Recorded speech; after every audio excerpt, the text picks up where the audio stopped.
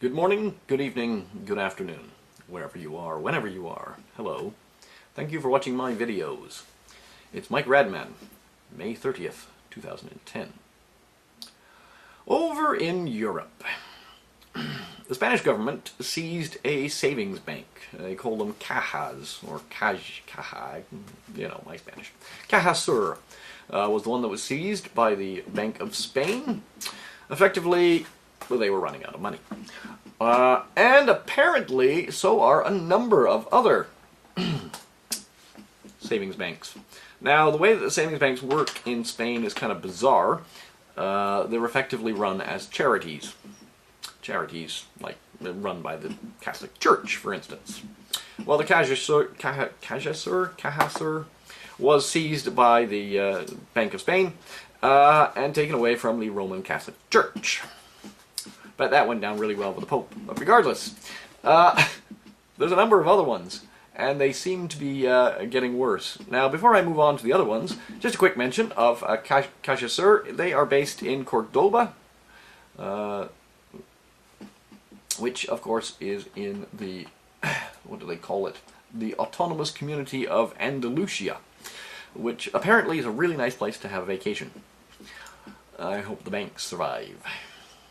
Meanwhile, back in the middle of the week, Spanish savings banks unveil merger pact to access aid. So we basically had 4 of these savings banks merged together so they could access the European aid package.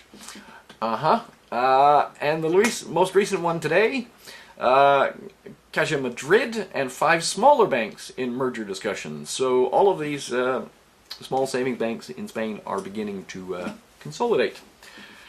Why is that? Because they're having difficulty finding money to keep going. Of course, back to the whole LIBOR rates and all that nonsense. Ambrose in the Telegraph had an article on Spain orders banks to come clean on debts to restore shattered faith.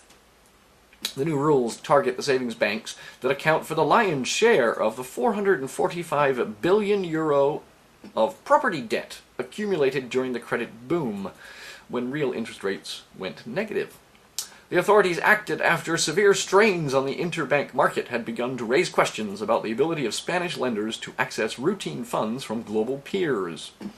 Deutsche Bank said Spanish lenders need to refinance 125 billion euros by late 2011. Liquidity is our main area of concern. Savings banks are in a very weak and risky position. Stocks decline. Euro falls after Spain is downgraded. So Fitch came along and downgraded the credit rating of Spain from AAA to AA+, which of course is going to have some nasty effects. Now, Monday is a holiday in the States, so we should not see anything happening on the stock markets from the US, but it wouldn't surprise me if the Asian markets, and particularly the European markets, went completely mental tomorrow. The UK, however, is also having a bank holiday tomorrow, so I don't think anything's going to happen on the FTSE, but watch the Frankfurt and Paris. Now, recently Spain agreed to a austerity budget, basically saving 15 billion euros from their government budget, annual budget. I've included a link from Al Jazeera, the Al Jazeera English channel, on the impact this may have. Now, it passed by a single vote. Which kind of indicates that people are not going to be really terribly happy with the government for long, and there is actually a chance that the Spanish government may suffer. Now, one of the things about the whole European Stability Pact, effectively bailing out Greece, Greece received its first tranche of money of the 110 billion euro bailout package that they're getting. Guess how much Spain gave them? The first tranche was, and I've included a link here, was 14.5 billion euros. Spain gave them 1.98 billion euros. Now, working on the math of that, that means that Spain is on the hook for approximately 13.38% of the money that's going to Spain.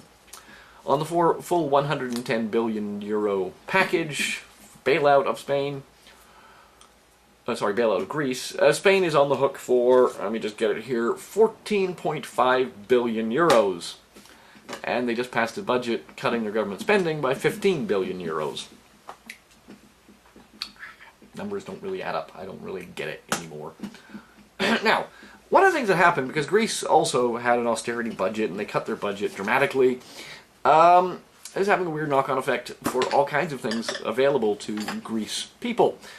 Now, one of the things is that, of course, Medicare in Greece is government-funded.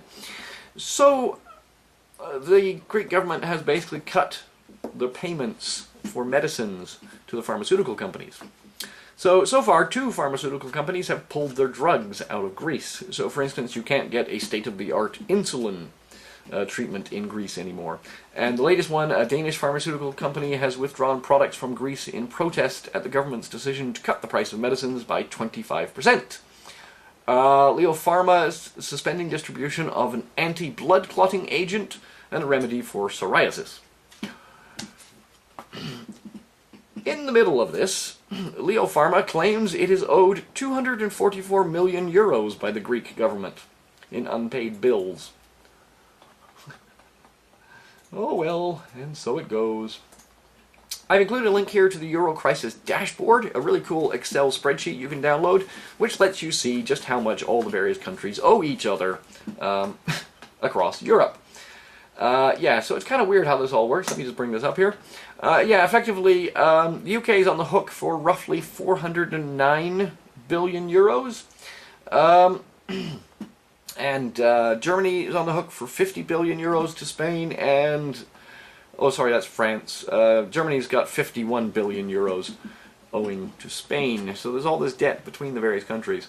So the reason for all of the freak out from all the other countries about the Eurozone is people are starting to pay attention to this, that if one country goes and stops paying their debt, lots of other countries are going to be in serious doo-doo real quick.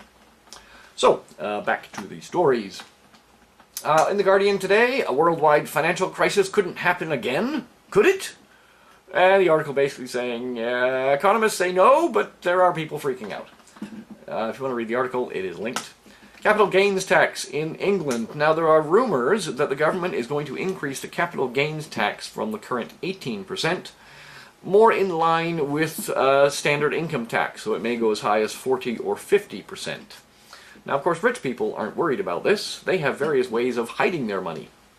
Stanley Fink, for instance, talks in here in this article that I've linked. Fink, valued at £70 million in the latest rich list, says it's not a major problem for him, since he has gifted many of his gains from share sales in recent years. So basically he's been giving the money away.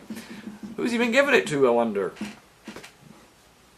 Perhaps charitable foundations that he has some interest in. It's kind of weird how the rich move their money around. Now, us poor folk have to worry about, yeah, what's it going to do if we have to sell our house this year? We're going to get nailed with tax, all that kind of stuff. Now, I've linked an article here, rather a study from the Adam Smith Institute in the UK, effectively saying that if you raise capital gains tax, you lose tax revenue.